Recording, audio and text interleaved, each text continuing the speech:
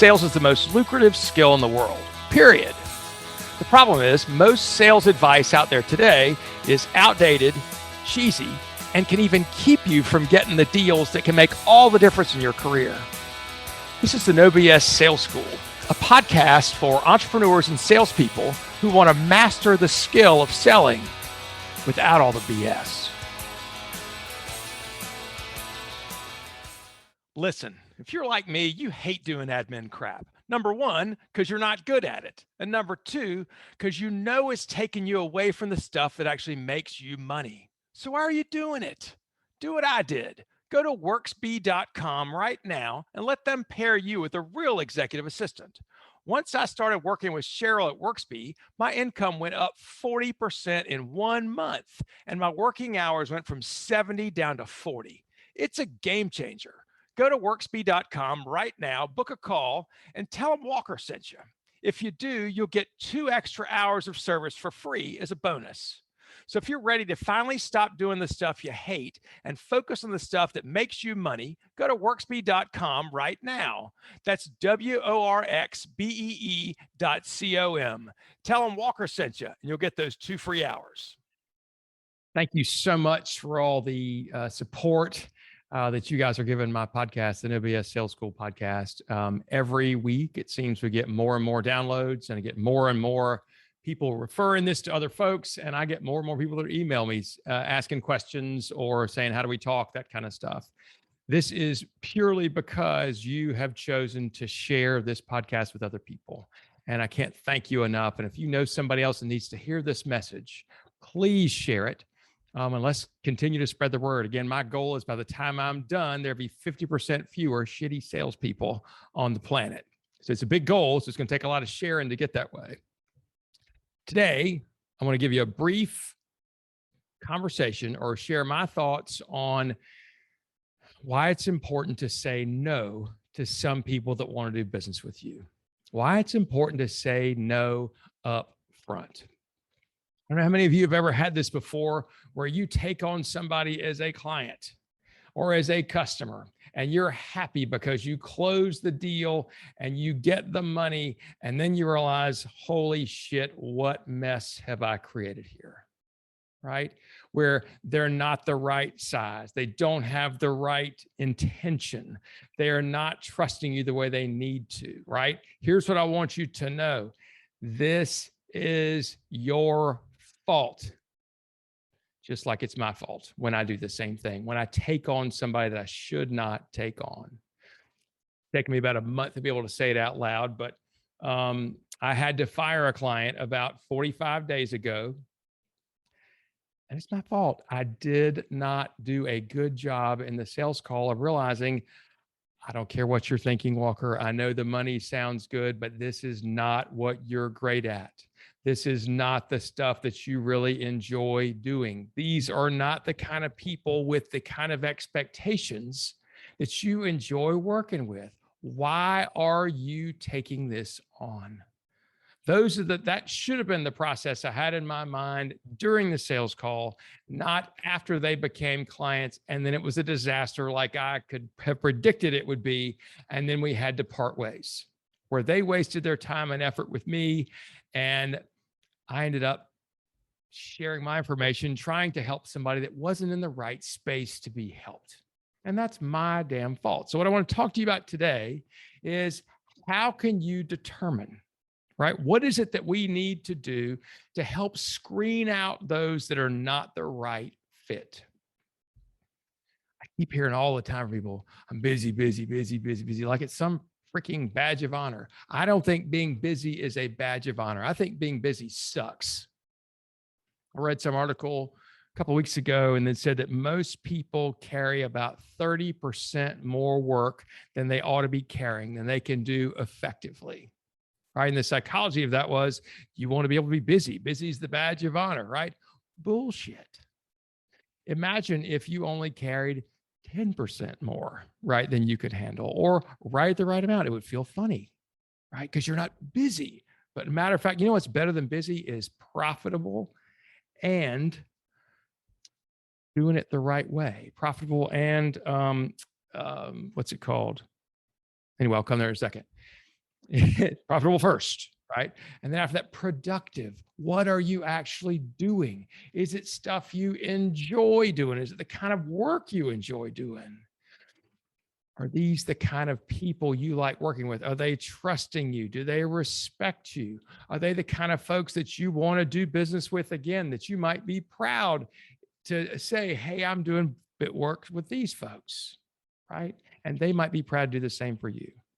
So let's talk about what this can look like. Number one, this begins with deciding who is your ideal client, who's your ideal prospect, who are the ones you want to really spend your time going after. A couple of criteria here. Number one, are they profitable? Number two, are they in your sweet spot or where you want your sweet spot to be? Can you handle the business the way you're set up now? And or if you take on this one much bigger account and you have to throw resources at it, where is the rest of that time for you to take care of the rest of your clients going to come from? Are you going to hire other people? Is that sustainable? What happens if the big client fires you?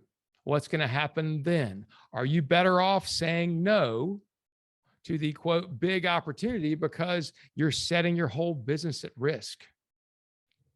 These are some of the harder business decisions we have to make, and some of the ones that, I got to be honest, in my past, I've made them wrong. And chances are in the future, I may do it again, but damn dumb me for doing that. I'm saying this out loud for my benefit in hopes I can help somebody else too. So I look for those people, those kind of companies. And here's what it looks like for me. Often it is 5 to 25 salespeople. They are typically in multiple markets. They've got offices in 3 or 4 or 5 different markets, or at least 2, so that it makes sense for them to do their training over Zoom, so that it's much less expensive than bringing them together for one time for some kind of event, which I typically don't believe in anyway. Right? I want people that sell something expensive and complicated. I want some people, now here's the key though. What matters is the owner or the person that's hiring me. They have to be able to say the way we're doing things is not working. The way we've been doing things is not working, and I don't know what to do now. Right? That is what has to happen, because this happened 6 months ago. I brought on somebody and all I heard was the dollars. And it's amazing what happened. Pretty quickly, they said, we don't really like the way this, we'd rather you do it this way and that way. We'd rather talk about this or that. We think that you need to go work. And meanwhile, what am I having to do to feed that? I've got to go change what the hell I'm doing, get out of my process, out of my system, right? Things that are not going to be repeatable. So I'm having to spend time doing that. And I thought to myself, well, this is cool, but I'd have to charge about 5 times as much for this to make sense. So I have realized that of all of my criteria, the one that makes the most sense is an owner or a person who hires me who is probably kind of a maverick, who says, I want to do things differently, and I'm willing to flip up the apple cart to do that. I'm willing to change things because it's got to be done differently. I'm not really great at coming in and saying, hey, let's just put a little floof on what you're already doing. That's not me. And when I find myself going for the money, ignoring all the screaming banshees that I hear in my head, don't do it, don't do it, don't do it. This is not going to work out well. And I do it anyway. That is a mistake. And it happens every single time. So here's what I want you to do in your sales calls. And when I say you, I'm also looking at me, Walker McKay, as I share this information. I want you to realize that in your sales call, each of you has the right to say no. And I want you to exercise that right when you see fit. So when you're having your sales call, right? Let's pretend it's somebody right in your sweet spot with a prospect that is saying all the right things. I want you to be skeptical. I want you to be skeptical this is the right fit. Here's the mindset I want you to have. I am absolutely certain I can help you, but you may not be ready for me yet. I am certain I can help your team sell better, comma, but you may not be ready for me yet. I am certain, not me, but some of my clients, I am certain that they can be the best person to put a roof on your house or your building, comma, but you may not be ready for them yet.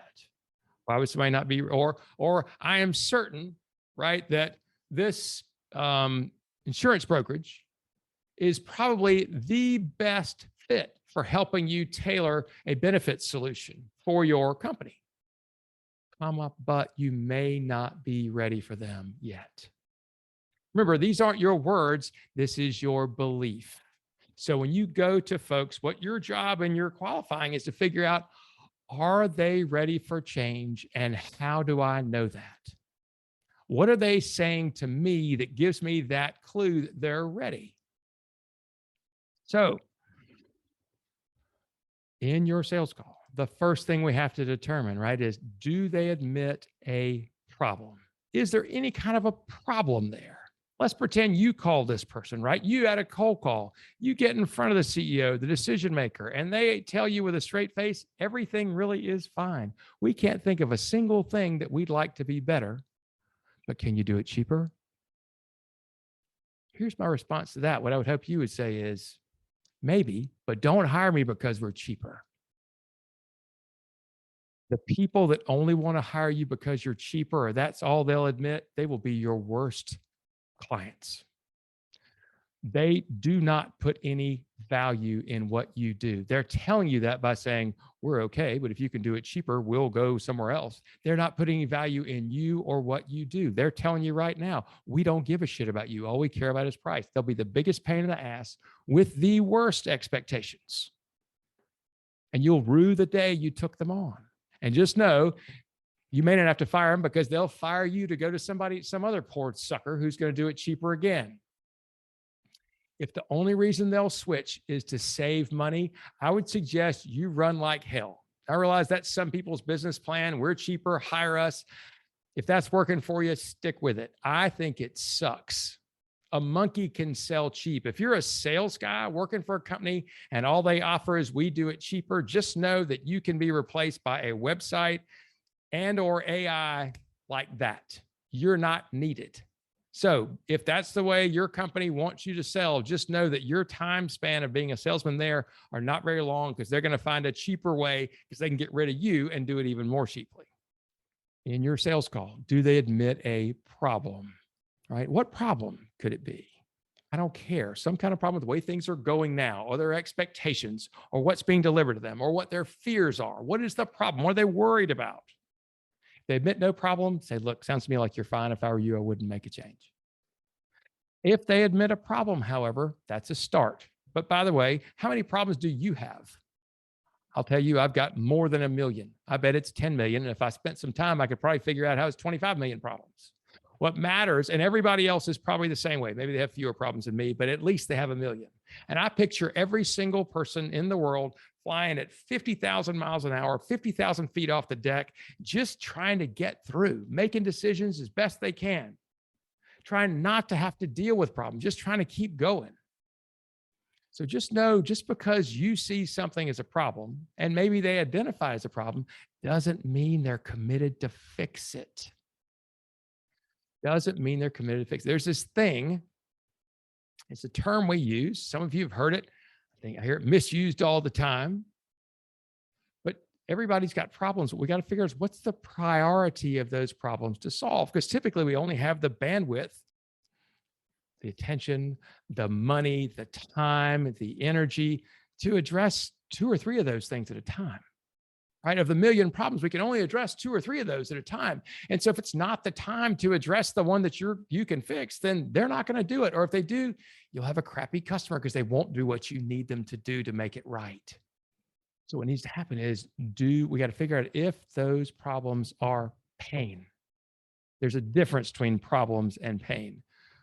Problems are just that. They are problems. From problems, we have to determine what are the consequences of those problems. So, and then from the consequences, what are the impacts on that person you're talking to of those consequences? For example, I met with a guy It's been 3 or 4 years ago. And the problem that he shared with me was they were losing market share at about 10% a year. They were getting picked off by larger competitors, right? That was his thing. And the consequences of that were the revenues of the company were going down. But the impacts on him, I said, tell me something. How does that impact you? And he said, now that you bring it up, I really don't care. I'm tired of working so hard. I'm thinking about just selling this company anyway. Well, guess what? Was that somebody who was owning the problem? No, that wasn't a pain for him. It was a problem, but he'd already figured just going to sell and get out. He doesn't care. The impact you're looking for, the personal consequence you're looking for is, I will be screwed if that happens. I could lose everything. I will lose my company. We'll have to sell to somebody else, and that is not acceptable. See, part of this is, and people aren't just going to often walk up and blab that to you. It is a process to determine, help them determine. And I'm not talking about leading people. I'm talking about having a conversation and asking specific questions to take that problem and get them to tell you, what are the consequences of that? Which can come from questions like, how long has it been going on? What have you tried to do about it? What do you think that's cost you? Is it really that much? Right? Those kind of questions to figure out, what are the consequences of not fixing the problem or having the problem go on? To determine impacts, right? We got to go to the next set of questions, which would be, what happens if you don't fix it? Is that a big deal? And even then, what do you think you should do? Right? This is how somebody, remember, they may not have it on the front of their head or the tip of their tongue, all these things. We're going through a discovery process. I don't want you to see this as leading someone, however. I want you to be as curious, as sincerely curious as they are. You're not leading. I want you to have the attitude, some will, some won't, so what, who's next?